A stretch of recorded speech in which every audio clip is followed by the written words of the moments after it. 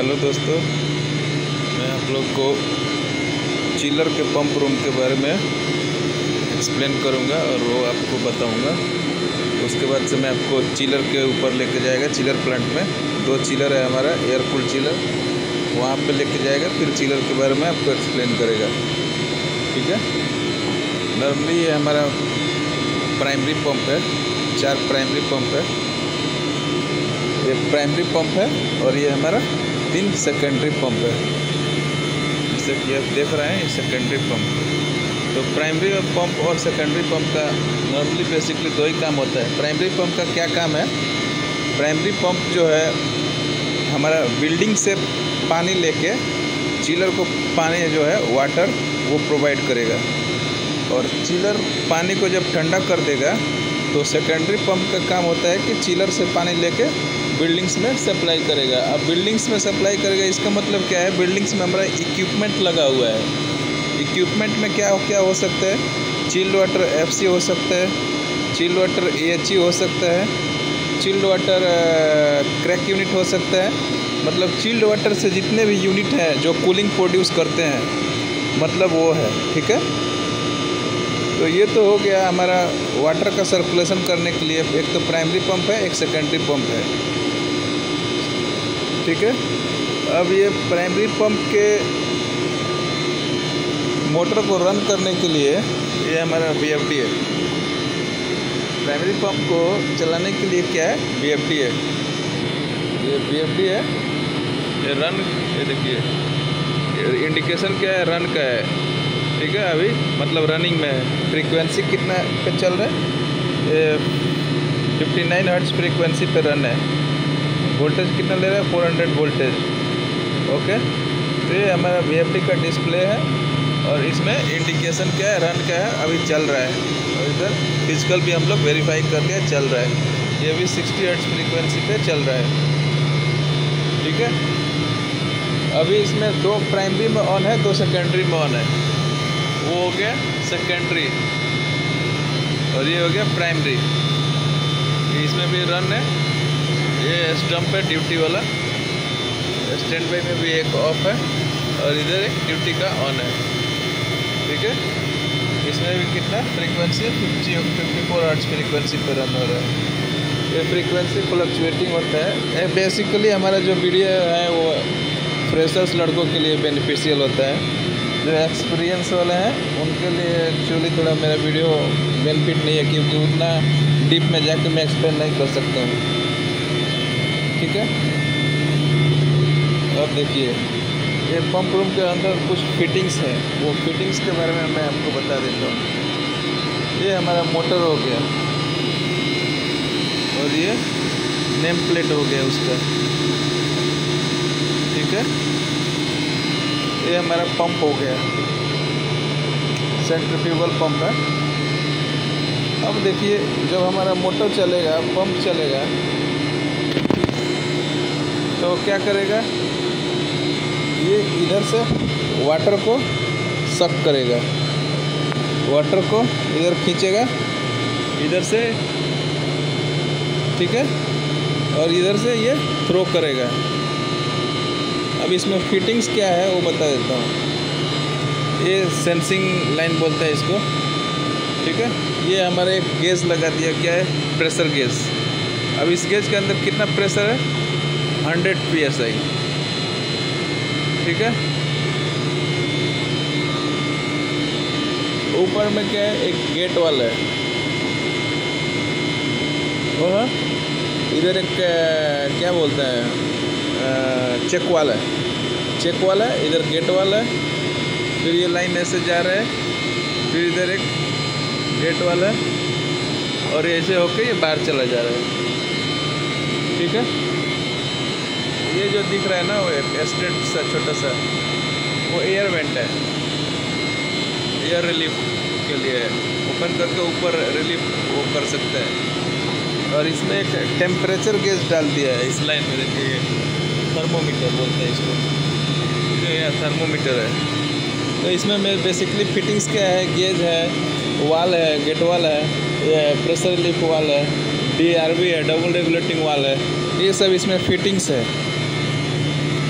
ठीक है, ये थोड़ा बहुत ज़्यादा कंजस्टेड है, इसके लिए मैं अच्छा से नहीं बता पा रहा हूँ। तो पंप रूम का बेसिकली ये समझ लीजिए जो फिटिंग्स है वो ये स्ट्रेनर फिल्टर है, स्ट्रेनर डाल के रखा है। ठीक है, ये फिटिंग्स हो गया। इसमें आपका 4-5 फिटिंग्स है और इसमें बाईपास वगैरह है, बाईपास लाइन भी होता है। वो फनल दिख रहा है वो ड्रेन लाइन है। ठीक है, तो मैं आपको एक चिलर प्लांट में लेकर चलता हूँ। इस वीडियो में 5 मिनट्स के बाद चिलर प्लांट में मैं आपको लेकर चलेगा और उधर एक्सप्लेन करेगा। हाँ जी दोस्तों, ये हमारा चिलर प्लांट है। इधर 2 चिलर है। अब इस चिलर को बेसिकली क्या है ना, वाटर चाहिए, ठंडा करेगा चिलर और वो वाटर ठंडा करके सप्लाई करेगा बिल्डिंग्स में। ठीक है, तो ये हमारा चिल्ड वाटर लाइन है। 2 चिलर है तो 1 सप्लाई और रिटर्न होता है। तो इसमें टोटल कितना पाइप है देखिए, 4 है। 2 इधर है, 2 उधर है। ये दिख नहीं रहा है ना, तो कैसे दिखेगा? तो ये हो गया और 2 नीचे में हो गया, 4 हो गया। ठीक है, तो इसमें एक सप्लाई लाइन है, एक रिटर्न लाइन है। ठीक है, तो ये फिटिंग्स के बारे में मैं बता देता हूँ आपको।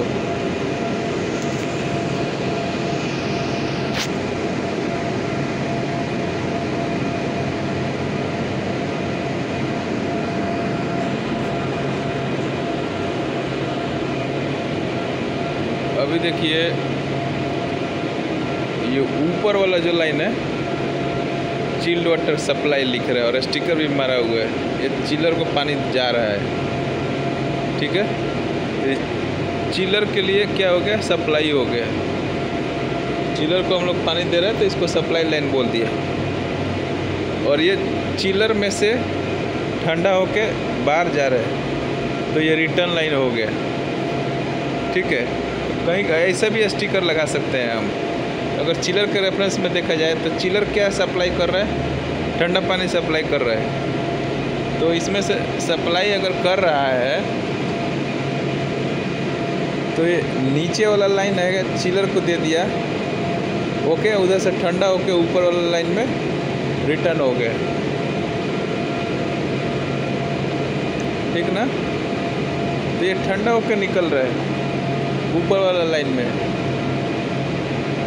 ओके,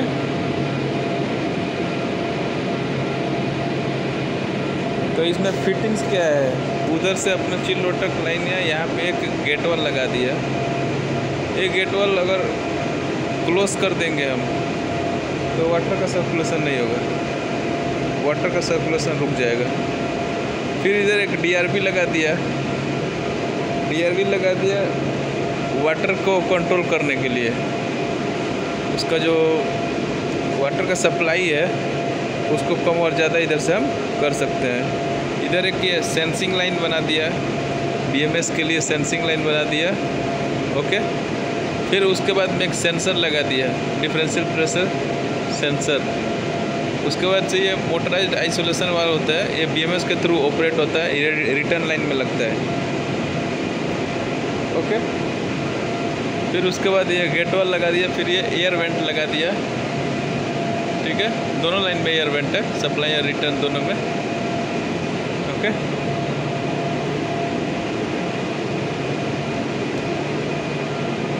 उसके बाद से ये हमारा बाईपास लाइन बनाया है, बाईपास लाइन बना दिया है। और इधर से एक चिलर में जा रहा है, एक चिलर में से निकल रहा है, मतलब एक चिलर का सप्लाई जा रहा है और एक चिलर ठंडा करके निकल रहा है। तो वो देखिए ऊपर वाला जो लाइन है ऐसे घूम के आके इसमें बाईपास में कनेक्ट हो गया, नीचे वाला लाइन है इसमें बाईपास में कनेक्ट हो गया, ये दोनों लाइन कनेक्ट हो गया। और ये इधर से नीचे से एक लाइन निकाल के उधर चिलर में चला गया। ओके, ये जो ऊपर वाला लाइन है ये भी एक चिलर में चला गया। और ये नीचे क्या है, स्ट्रेनर फिल्टर लगाया है। स्ट्रेनर फिल्टर किस में लगा है, सप्लाई में लगा है। चिलर में जाने से पहले पानी जो जा रहा है चिलर में, अगर कुछ इसमें डस्ट पार्टिकल्स है, कुछ अनवांटेड पार्टिकल्स है, वो यहीं पे रुक जाएगा स्ट्रेनर फिल्टर में, वो अंदर नहीं जाएगा चिलर के उसमें इवेपोरेटर कॉइल में, ठीक है। और इसमें अपना गेज लगा, PSI गेज है, प्रेशर गेज है, ये वाल है, ठीक है, नॉर्मली वाल है। मेंटेनेंस के टाइम में आप इधर वाल बंद कर सकते हैं, ये वाल बंद कर सकते हैं, ऊपर सर्कुलेशन चालू रहेगा, ठीक है। सिंपल देखो, आप अगर ये वाल आप बंद कर देगा, ये वाल आप अगर बंद कर दिया तो वाटर क्या है उधर से आएगा, ऐसे आके ऐसे चला जाएगा, ठीक है, रिटर्न हो जाएगा। और ऊपर से पानी आएगा, ऐसे जाके चिलर में चला जाएगा, कोई इफेक्ट नहीं है। ये वाल बंद कर दिया तो मेंटेनेंस के टाइम मतलब रोटेशन चालू रहेगा। अगर आप ये वाल बंद कर दिया, ये वाल, तो क्या होगा, ऊपर से ऐसे पानी आएगा, ये वाल बट ओपन चाहिए, तब ऐसे ऊपर से पानी आएगा, ऐसे जाके उसमें अंदर चला जाएगा, ठीक है। या फिर उधर से निकलेगा, ऐसे जाके ये वाल ओपन रहेगा, ऐसे करके ऊपर जा सकता है, ऐसे मतलब रोटेशन हो जाएगा आपका, रोटेशन नहीं रुकेगा, ठीक है।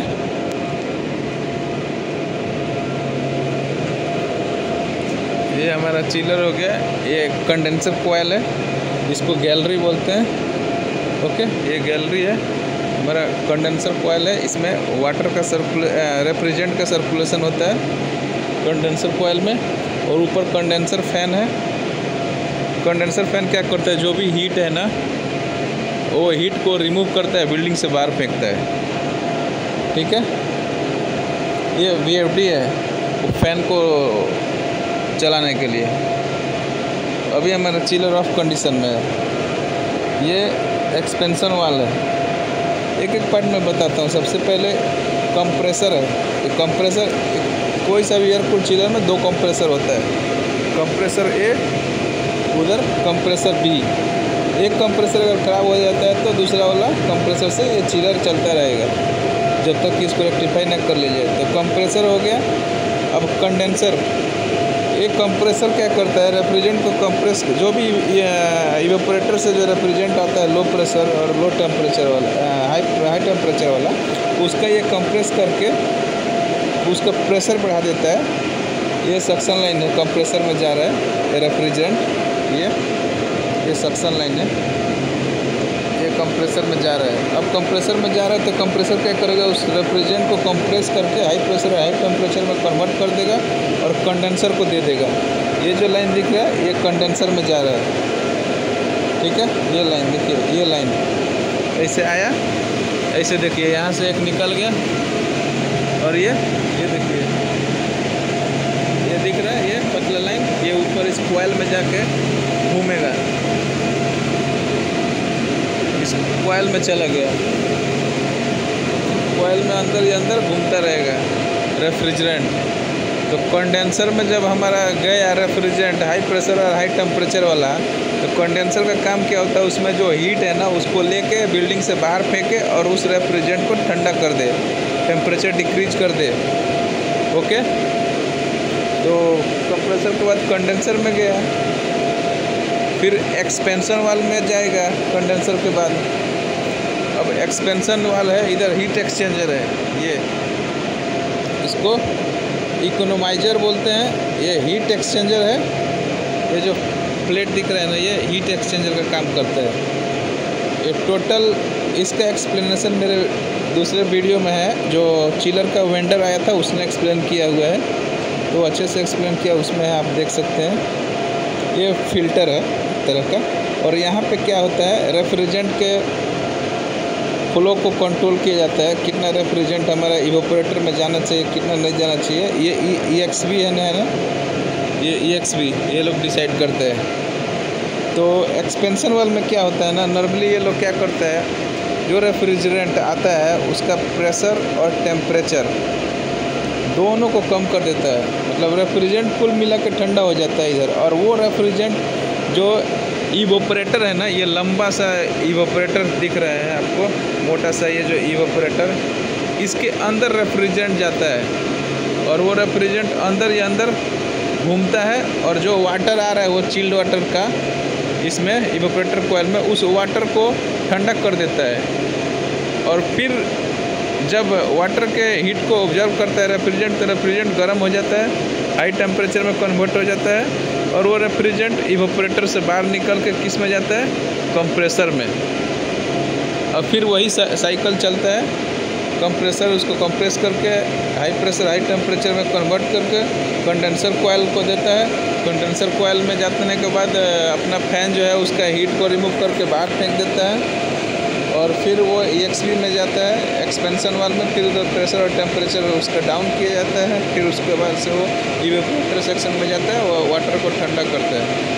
तो ऐसे ही ये साइकिल चलता रहता है। ये हमारा एक चिलर है, ये आयल सेपरेटर है। ये आयल सेपरेटर है, जो भी हमारे रेफ्रिजरेंट में कुछ कंप्रेस करने के बाद जो आयल सेपरेटर में जाता है उसमें कुछ आयल रह जाता है ना, तो उस आयल को ये रिमूव करने का काम करता है आयल सेपरेटर। आयल सेपरेटर में कुछ लुब्रिकेशन ज़्यादा हो जाता है तो ये एक हीटर लगा हुआ है, उस आयल को गर्म कर देता है और वो ज़्यादा लुब्रिकेशन मतलब कि फ्रिक्शन जो आयल में ज़्यादा हो गया रहता है उसको कम कर देता है, मतलब जम जाता है आयल ना, उसको थोड़ा रिलीज़ कर देता है, फ्री कर देता है। ठीक है, ये देखिए हमारा चिलर का जो टैग है ना, इसमें मॉडल नंबर है और 30XB, उसके बाद से 400 है जो ना, इससे हम पहचानते हैं कितना टन का चिलर है। 400 PL का चिलर है।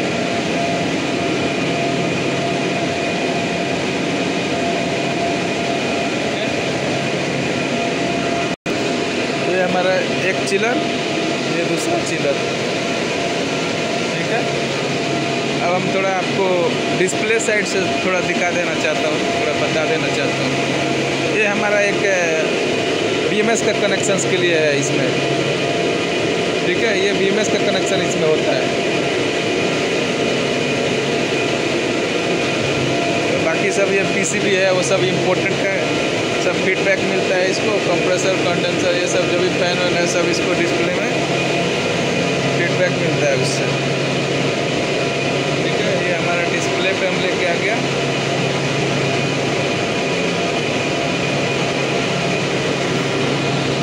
ओके, अभी देखिए entry water temperature 70.6 Fahrenheit, living water temperature 70.4 Fahrenheit, set point temperature 44 Fahrenheit. Remote से अभी ऑफ किया गया, BMS के थ्रू इसको ऑफ किया गया है। चिलर हमारा बंद कंडीशन में है। टोटल कैपेसिटी अभी कितना है, 0% लोड पे है। Occupied yes, flow detected, it means primary और सेकेंडरी पंप चल रहा है, फ्लो चालू है। वाल जो है मोटराइज आइसोलेशन वाल जो ब्लैक कलर का मैं दिखाया था वो ओपन है, चालू है, मतलब वाटर का सर्कुलेशन पूरा तरह से रनिंग है। कैपेसिटी लिमिट कितना है इसका चिलर का, 100%। ओके, ये सर्किट A, ये सर्किट B। सर्किट A में अब मैं आपको दिखाता हूँ। सर्किट A का क्या स्टेटस है देखिए, कैपेसिटी 0% अभी है। कितना घंटा चल चुका है, 5659, मतलब 5659 घंटा चल चुका है। स्टार्ट्स 946। EXP मोड क्लोज है, इको EXP मोड ऑफ है। ये सर्किट A का डिटेल्स है। ओके, ये पूरा यूनिट का है, ये बता दिया। यहाँ से हम लोग चिलर को पावर प्रोवाइड कर रहे हैं।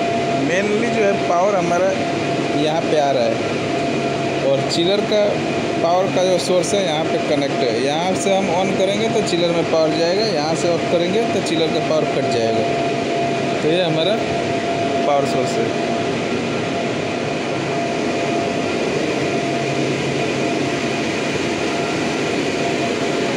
एक बार मैं पार्ट्स का नाम बता देता हूँ।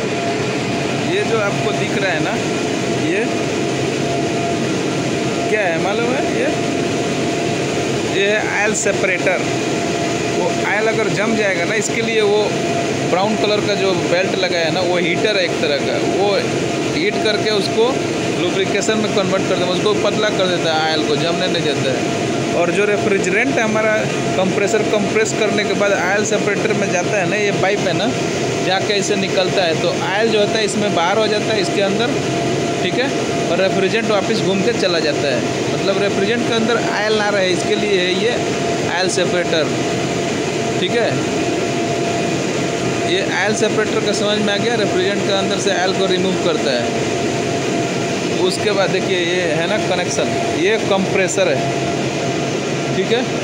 एक पूरा कवर बॉक्स खोलेंगे तो इसमें कंप्रेसर है अंदर, एक सक्शन लाइन है, उधर डिस्चार्ज लाइन है, वो ऑयल सेपरेटर में से जो लाइन निकल रहा है ना डिस्चार्ज लाइन है वो। ये ऑयल सेपरेटर हो गया, ये हमारा कंप्रेसर हो गया। और ये जो मोटा वाला जो दिख रहा है ना, ये इवोपरेटर सेक्शन है, evaporator Selan tube type evaporator है, ठीक है। ये लंबा सा होता है, एकदम लंबा सा उधर तक। ये हमारा इकोनोमाइजर हो गया। अब इसमें इकोनोमाइजर सेक्शन जो है ना, ये हमारा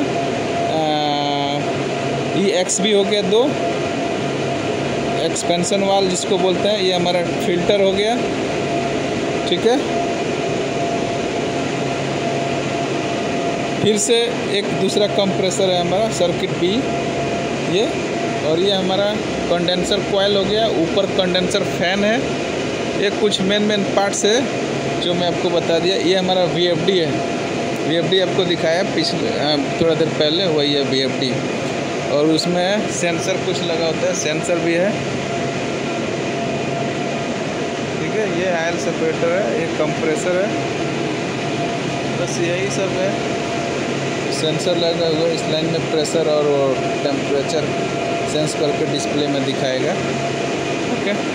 हाँ, ये जो पाइप दिख रहा है ना, इस पाइप में रेफ्रिजरेंट का फ्लो है, इस कंडेंसर कॉइल के अंदर पूरा मूव करता है रेफ्रिजरेंट, ठीक है। उसमें का जो हीट है वो बाहर फेंकता है फैन। बस यही सब चीज़ें हैं। ये वीडियो देखिएगा, फ्रेशर आदमी को बहुत हेल्प मिलेगा। इसमें रेफ्रिजरेंट कौन सा लगता है? R134 ये रेफ्रिजरेंट लगता है। ये देखिए रेफ्रिजरेंट का बॉक्स इधर पड़ा हुआ है, R134 से देख रहे हैं। यही रेफ्रिजरेंट इसमें फिल किया जाता है।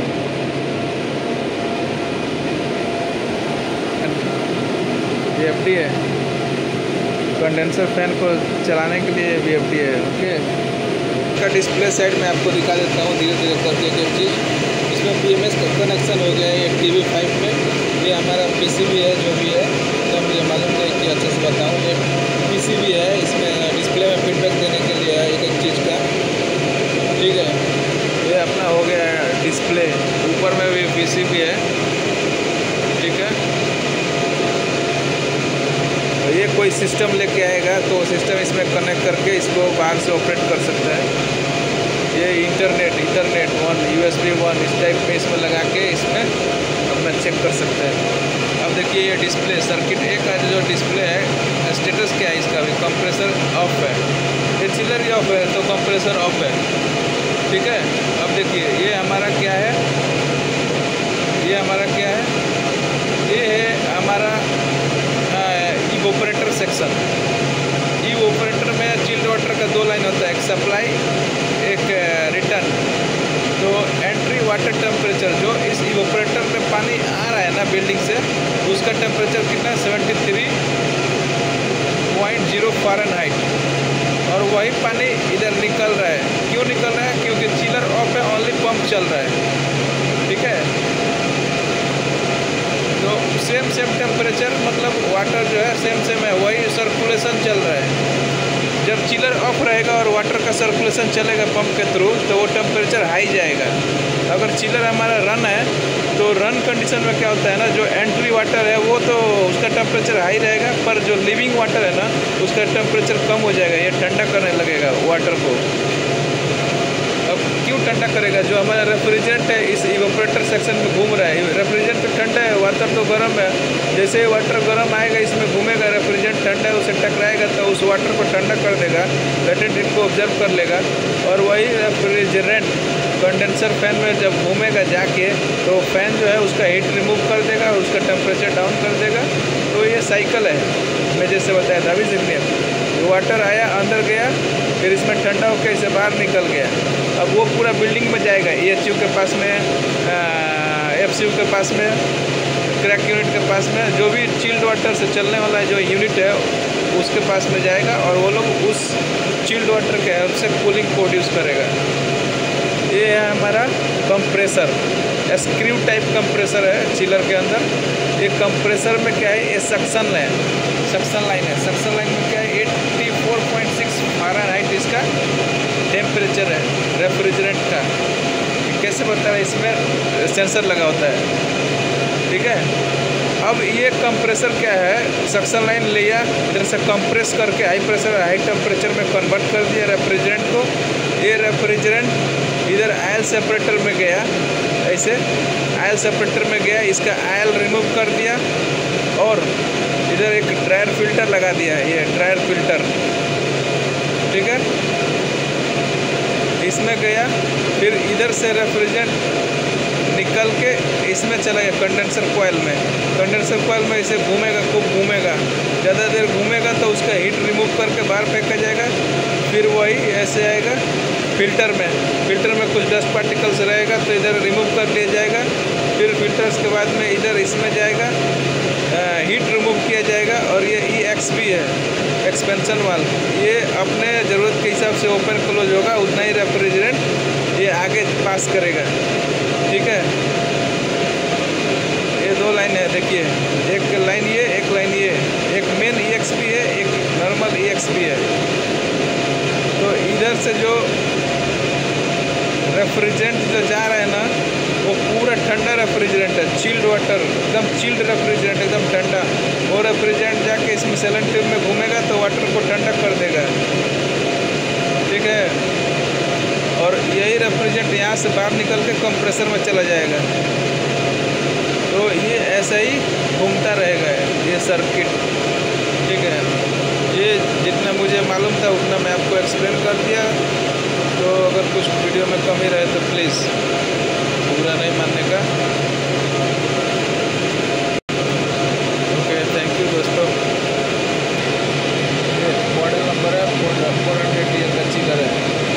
एक्चुअल में मैं ये वीडियो बनाता हूँ इसके लिए, अगर मैं घर पे बैठूँगा तो मैं भी देख के कुछ सीख सकता हूँ, और बाकी दूसरा आदमी देखेगा तो वो भी कुछ सीखना चाहे तो सीख सकता है।